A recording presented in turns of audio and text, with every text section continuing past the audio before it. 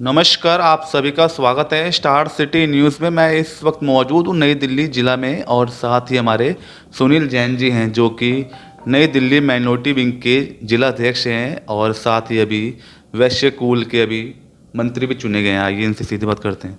Sir, सबसे पहले मैं आपका सवाल कर लेता हूँ वैश्य कुल को लेके। अभी जो नया संगठन बना है विष्णु मित्तल जी द्वारा, तो मेन इसमें आपकी मीटिंग भी रही अभी कुछ दिन पहले, तो क्या इसका विज़न क्या था?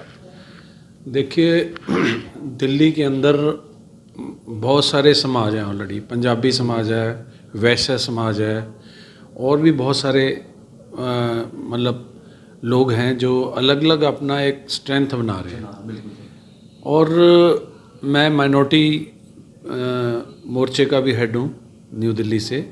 और हमारे साथ माइनॉरिटी मोर्चे के अंदर जैन, बौद्ध और आपके सरदार हो गए और आपके मुस्लिम, ये 4 कम्युनिटी मेरे साथ आती हैं यहाँ पे, जो माइनॉरिटी को रिप्रेजेंट करती हैं। तो मैं ऑलरेडी इस चीज़ में काम कर रहा था काफ़ी समय से, और उसको डेवलप करने का काम मेरे को पार्टी ने दिया और उसको मैंने अच्छी तरीके से किया। अभी जितेंद्र जी, आपके चैनल के माध्यम से ये मैं बताना चाह रहा हूँ कि दिल्ली के अंदर जो है वैश्य समाज के अंदर रिसेंटली ये सोचा गया कि क्यों ना वैश्य समाज को, जो इतनी टैक्स देता है, इतना व्यापारी समाज इसके अंदर है, इसके अंदर बहुत सारी दिल्ली के अंदर इनका बहुत सारा टैक्स के माध्यम से और सामाजिक संस्थाओं के माध्यम से, जैसे हमारे मंदिर हो गए हैं, बहुत सारी ऐसी संस्थाएं हो गई हैं जहाँ पे लोगों की भलाई के काम, लोगों की सेवा के काम, लोगों के इवन हॉस्पिटल्स तक हैं, जिसके माध्यम से दिल्ली की जनता को बहुत लाभ होता है। और ऐसे भलाई के काम किए जा रहे हैं, बहुत सालों से चले आ रहे हैं। पर हम लोगों ने अपनी कभी रिप्रेजेंटेशन इस तरीके से दिखाई नहीं थी दिल्ली के अंदर। कई लोग क्या करते हैं, आप देखा होगा एम्स के बाहर जो है बहुत सारे लोग खाना बांटने का कंबल बांटने का काम, रात को कई लोग सड़कों पे सो रहे होते हैं, उनके लिए प्रावधान देने का, खाना देने का, ऐसे काम बहुत सारे लोग करते आ रहे हैं। तो अब एकजुट होकर सारे लोग चाह रहे हैं कि एक ऐसा संस्था बन जाए, ऐसा एक चीज़ बन जाए जिससे कि ये और प्रगतिशील हो जाए काम। और दिल्ली के अंदर बहुत सारी प्रॉब्लम्स डे बाय डे बढ़ती चली जा रही हैं। और जो दिल्ली की सरकार है ना, वो हमारे जितने वर्ग के लोग हैं, चाहे वो ब्राह्मण हैं, चाहे वो जैन हैं, चाहे वो हिंदू हैं, चाहे सरदार हैं, इन लोगों की के लिए उनके पास कुछ भी नहीं है देने को। उन्होंने दिया है तो जैसे हमारा मुस्लिम समाज है, उनके लिए उनके जो वहाँ पे लोग काम कर रहे हैं, उनकी जितने भी मौलवी हैं, मौलवियों उनको उन्होंने सैलरी दे दी है। लेकिन ये काम हमारे मंदिरों के पुजारियों के लिए भी हो सकता था। ये भेदभाव की नीति जो है ना, ये सरकार कर रही है। तो इस चीज़ के लिए बहुत सारी चीज़ें पार्टी लेवल पे भी और ज़िले लेवल पे भी और नीचे तक इन चीज़ों को ले जाने के लिए और लोगों को इकट्ठे करने के लिए, और चाहे यहाँ का जो मुख्यमंत्री है हमारे समाज से ही आता है, पर वो उसके बारे में कुछ नहीं सोच रहा, कुछ भी उसने किया नहीं है। तो ये चीज़ें लाने के लिए एक संगठन बना है जो पूरे दिल्ली में सेवा करेगा। और इसकी मेंबरशिप के लिए कोई भी हमने फ़ीस इस तरह की नहीं रखी है कि हाँ जी इतने पैसे जमा कराने हो, इतना कोष हो। हमारे पास कोई कोषाध्यक्ष इस तरह का नहीं है कि वहाँ पे कोई एक्सपेंडिचर करेगा, क्योंकि सभी लोग बड़े सक्षम हैं इसमें। किसी भी स्थान पे कोई भी प्रोग्राम होगा या कोई भी गैदरिंग होगी या कोई भी प्रोग्राम चलेगा, कोई दान दक्षिणा का काम करेगा, कोई लोगों को खाना खिलाने का काम करेगा, कोई मंदिर में लंगर लगाएगा, तो वो सारे काम जो है ना वो लोग अपने पर्सनल लेवल पे ही कर लेंगे। इसलिए सिर्फ इस समय पे विष्णु मित्तल जी ने ये सोचा कि हम लोग पहले एकजुट होते हैं, एकजुट होंगे। अभी मेरे ख्याल से 4000 से ज़्यादा मेंबर इसमें ऑलरेडी हो चुके हैं और डेली इसकी स्ट्रेंथ बढ़ती जा रही है। हम सब लोगों को एक एक जितने भी मेंबर्स आए हैं इसमें, वो कार्यकर्ता रोज़ नए लोगों को जोड़ते चले जा रहे हैं। तो ये कुछ ही दिनों में, महीनों में ये एक बहुत बड़ा ग्रुप बन के सामने आएगा, दिल्ली के सामने आएगा। और वो हर एक सरकार के कार्य में, हर एक पर्सनल लेवल पे किसी की मदद में, जी एक दूसरे की मदद में भी, जो हमारे समुदाय के लोग होंगे वो एक दूसरे की भी जो मदद है ना जो कर सकते होंगे, इसमें बहुत सारे ऑफिसर भी होंगे, बहुत सारे बिजनेसमैन भी होंगे, बहुत सारे प्रोडक्शन वाले भी होंगे, इंडस्ट्री वाले भी होंगे, तो सारे मिल के ना एक दूसरे का मदद करेंगे, एक दूसरे की चीज़ें शेयर करेंगे और आगे बढ़ेंगे।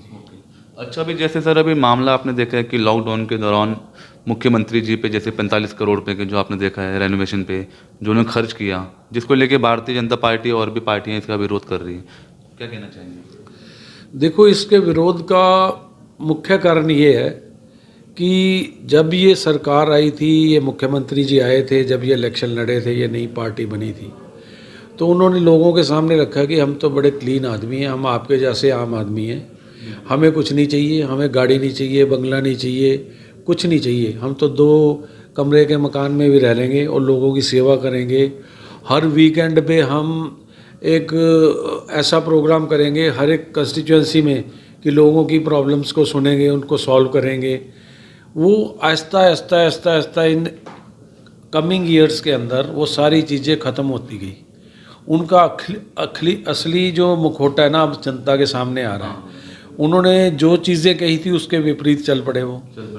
उनको इतने इतने बढ़िया बंगले चाहिए, इतने बड़े बढ़िया स्विमिंग पूल चाहिए, उसके अंदर इतने इतने अब 40-40 50-50 उसके अंदर नौकर चाकर चाहिए, उसके अंदर फर्नीचर फॉरेन का चाहिए, फॉरेन का मार्बल लगा होना चाहिए, इस तरह की चीज़ें जो इतने इतने महंगे पर्दे, उसके अंदर 8-8 हज़ार के 10-10 हज़ार के पर्दे लगे हैं, जो कि एक आम आदमी की प्रवृत्ति नहीं है। आम आदमी क्या, अच्छे अच्छे लोग भी 8-8 10-10 हज़ार के पर्दे नहीं लगाते हैं दिल्ली के अंदर। दिल्ली के आम जनता के लिए वो आम आदमी बन के आए थे। उनको जो ये पैसा जो उन लोगों के लिए लगना चाहिए था। और सबसे बड़ी बात, अहम बात इसमें ये है, जब दिल्ली के अंदर यहाँ पे कोविड का प्रकोप चल रहा था, कोविड के प्रकोप के अंदर ये पैसा जनता के ऊपर लगाया जाना चाहिए था। उस टाइम ये सरकारी पैसे का दुरुपयोग हुआ। वो दुरुपयोग उस बंगले के बनाने के लिए लगा। इतना ज़्यादा पैसा लगा उसके अंदर कि अब ये चीज़ें जब सबके सामने आ रही हैं तो सब लोग हैरान परेशान हो रहे हैं कि इस बंगले को बनाने के लिए अभी ये तो जितना फिगर आया है तो बहुत ज़्यादा, इसमें कितना लगा है कितना नहीं लगा, ये घोटाले का काम भी हो सकता है और इस वजह से लोग इससे त्रस्त हो रहे हैं। सर, आने वाले 2024 की लोकसभा चुनाव का अगर लेके बात करें, क्या लगता है आपको? देखिए, 2024 का चुनाव एक अहम चुनाव है देश के लिए भी। जिस तरह से पूरा देश आगे प्रगतिशील है, जिस तरह से मोदी जी पूरे देश में, आप कोई भी ऐसा देश का कोना नहीं होगा जहाँ के कि कोई डेवलपमेंट का काम, कोई रोड का काम, कोई ट्रेन के ट्रैक का काम, कोई हेलीकॉप्टर, कोई वहाँ पे आपका क्या कहते हैं एयरपोर्ट नहीं बन रहा होगा कहीं, और बहुत सारे अभी नए रेलवे स्टेशन नई टेक्निक के आ रहे हैं। तो टेक्नोलॉजी को मोदी जी अपने साथ लेके आए हैं और टेक्नोलॉजी के हिसाब से, क्योंकि हमारे देश में जनसंख्या बहुत है और वो नीचे के स्तर को ऊपर उठाते चले आ रहे हैं। जितने लोग नीचे वर्ग के हैं, मोदी जी उनको इतनी सुविधाएं प्रदान कर रहे हैं, गांव-गांव तक बिजली, पानी और आपका शौचालय। और वहाँ पे इवन इस बजट के अंदर तो उन्होंने मछली का पौंड भी वहाँ पे कोई इस तरह बनाने का प्रावधान किया है कि लोग वहाँ पे लगाएं और वो धंधा भी करें।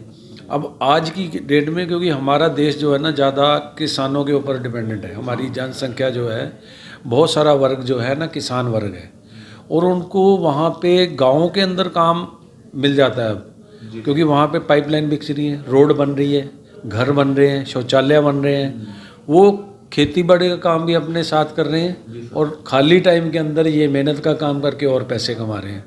तो देश आत्मनिर्भर होने की तरफ बढ़ रहा है, सबकी इनकम बढ़ रही है। और आप देखिए कितनी नई ट्रेन जो अभी चलाई हैं, बुलेट ट्रेन्स आई हैं जो वंदे भारत के नाम से आ रही हैं, और उनका किराया भी कम है और स्पीड भी ज़्यादा है और डिस्टेंस कवरिंग भी बहुत शॉर्ट टाइम में है।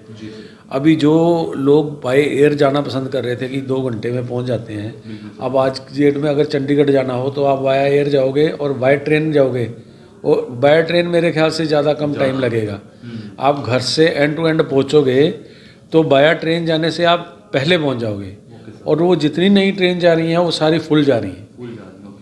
तो ये एक नया नेटवर्क जो बन रहा है देश के अंदर, नई डेवलपमेंट जो चल रही है, नई टेक्नोलॉजी आ रही है। हमारा देश देखो, पहले क्या था कि डिफेंस की इक्विपमेंट जितनी भी थी, जितना भी वारफेयर की आइटम थी, जितने भी मिसाइल्स थे और से हम लोगों के ऊपर निर्भर हुआ करते दूसरे देशों में। आज हम फाइटर प्लेन यहाँ पे बना रहे हैं, मिसाइल यहाँ पे बना रहे हैं, हर चीज़ यहाँ पे बना रहे हैं, और ये चीज़ें एक्सपोर्ट भी करने लग गए हैं।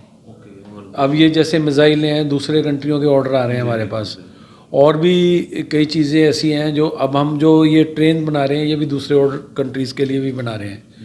ये आज यहाँ पे इलेक्ट्रिक व्हीकल्स जो बन रही है वो, अब टाटा अगर 10 लाख व्हीकल साल में बना रहा है तो 7 लाख उसमें से एक्सपोर्ट कर रहा है, 3 लाख इंडिया में बिक रहा है। तो इस तरह के जो मोदी जी का विजन है कि हमारी जो 5 ट्रिलियन इकोनॉमी बनेगी, हम उसकी तरफ बढ़ रहे हैं। तो इस सारे सिस्टम को देखते हुए इतनी उपलब्धियां आ गई हैं इस समय के कि अगला जो चुनाव है, किसी को ये नहीं लगता कि मोदी के अलावा कोई और इसका दावेदार है। और जिस तरह का काम देश के अंदर चल रहा है उसको देखते हुए हर आदमी मोदी जी का भूरी भूरी प्रशंसा कर रहा है। जैसे आप सर पॉलिटिकल भी और काफ़ी आप संस्थाओं से भी जुड़े हुए हैं, तो आपकी जो भी समाज सेवा है तो किस किस तरह की आप सेवा कर रहे हैं और कितना आप जनता के बीच में आप समय दे पाते हैं? देखिए, मेरा बहुत सारा समय दिन के अंदर इसी काम में जाता है, सेवा के कार्य में ही जाता है। हम एक और संस्था है जिसका नाम चौपाल है। चौपाल क्या है कि माइक्रो फाइनेंसिंग करता है। तो माइक्रो फाइनेंसिंग के अंदर जो लोग एक ऐसे वंचित समाज से आते हैं जहाँ जिनका सोचने वाला करने वाला कोई नहीं है और वो आत्मनिर्भर होना चाह रहे हैं, उन लोगों को 15,000 से 50,000 तक का लोन देके उनको रेडी पटरी का काम, उनको कोई छोटे छोटे खोखे कोई चीज़ बनाने का, कोई सिलाई कढ़ाई का काम कर लेती हैं। और उसमें ज़्यादातर सारी महिलाएं हैं। महिलाएं एक ऐसी हमारा इसलिए हम कर रहे हैं क्योंकि महिलाएं एक ना पूरे घर को चलाती हैं और उनके अंदर बहुत क्षमता है पूरे परिवार को संभालने की, करने की। और उनको जब ये हम पैसा देते हैं तो वो काम करके अपने बच्चों को भी पालती हैं, अच्छा पढ़ाने के लिए उनका प्रावधान करती हैं और पूरे अपनी फैमिली को संभालती हैं, वो सारा काम। और बड़ी ईमानदारी से हमारी किस्त वापस करती हैं, जो कि हम बिल्कुल इंटरेस्ट फ्री देते हैं उनको। वो 1 साल के अंदर, 1.5 साल के अंदर वापस दे देती हैं, तो दोबारा फिर दे देते हैं हम उनको। और हमारे पास 99.9% जो है ना रिटर्न उसकी वापस आ जाती है। इतनी ईमानदारी से ये महिलाएं हम काम कर रही हैं और प्रगति के कार्य पे आगे बढ़ रही हैं। और जैन साहब, कोई जनता को कोई संदेश, कोई अपील, कोई आपके मन में ऐसी कोई चीज़ हो आप कुछ शेयर कर सकते हैं? देखिए, यहाँ जो हर एक मेट्रोपॉलिटन सिटी का जो सिस्टम है ना, उसमें हर आदमी बहुत ज़्यादा व्यस्त है। उसके डेली रूटीन के बहुत सारे खर्चे हैं, बहुत काम है, बच्चों की पढ़ाई है, उनकी आगे की सेटलमेंट है, अपनी फैमिली रही है। तो उसमें आदमी इतना ज़्यादा बिजी है कि बहुत सारे लोगों के पास तो ये समय नहीं है कि वो किसी दूसरे के बारे में, अपने भाई बहन के बारे में या इवन रिश्तेदार के बारे में उसके दुख सुख में शामिल हो सके। तो हम लोग जो जिन भी संस्थाओं के माध्यम से काम कर रहे हैं, हम ये सोचते हैं कि अगर हमारे पास भगवान ने इतनी क्षमता दी है, इतना समय दिया है, इतना सामर्थ्य दिया है कि हम उन लोगों को सेवा कर सकें, उन लोगों के प्रॉब्लम्स को कम कर सकें, जो नीचे वंचित लोग हैं, जिनके पास अपनी ज़िंदगी को आगे जीने की, डेली मर्रा की ज़िंदगी को आगे बढ़ने का जिनके पास ताकत नहीं है, उनको हम ये संबल दें, उनको ये आत्मनिर्भर बनाएं। और वो उनमें, उनके अंदर बहुत सारी ताकत है, ऑलरेडी बहुत सारी ताकत है। और जो हमारे थोड़े से एक जोड़ से, थोड़ी सी मदद से वो अपनी ज़िंदगी में कामयाब हो जाते हैं, वो आगे अपने बच्चों को और आगे पढ़ा सकते हैं और आगे कर सकते हैं। तो इसमें हमारा क्या, समाज का फ़ायदा होगा, हमारे देश का फ़ायदा होगा, देश आत्मनिर्भर की ओर बढ़ेगा और मोदी जी का सपना पूरा होगा। तो ये हमारी सीधी बात सुनील जैन जी से। स्टार सिटी के साथ मैं जितेंद्र गुप्ता।